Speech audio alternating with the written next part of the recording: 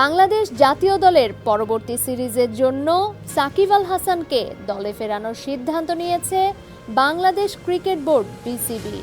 শনিবার বিসিবির বোর্ড সভায় এই বিষয়ে সিদ্ধান্ত হয়।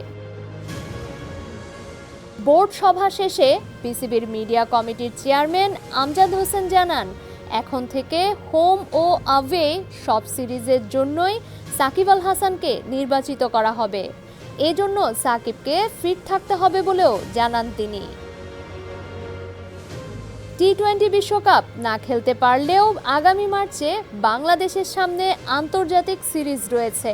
সেই সময় 3 ম্যাচের ওয়ানডে সিরিজ খেলতে পাকিস্তানের বাংলাদেশে আসার কথা।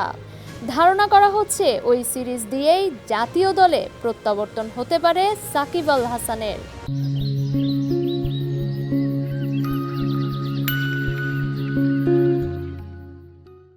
বোর্ড সভায় আরও সিদ্ধান্ত হয়েছে, সাকিব আল হাসানের বিরুদ্ধে থাকা বিভিন্ন মামলার বিষয় বিসিবির পক্ষ থেকে মোকাবেলা করা হবে। পাশাপাশি তাকে আবারও কেন্দ্রীয় চুক্তির আওতায় আনার সিদ্ধান্ত নেওয়া হয়েছে।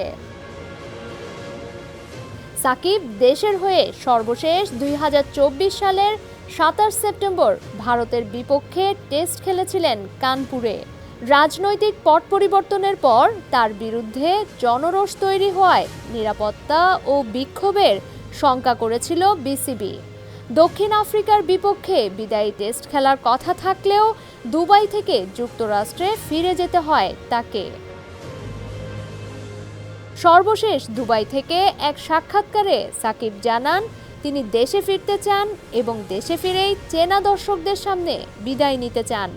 এবার বিসিবির সিদ্ধান্তে সেই প্রত্যাবর্তনের পথ খুলে গেল বলে মনে করা হচ্ছে। ডেস্ক রিপোর্ট, সমকাল।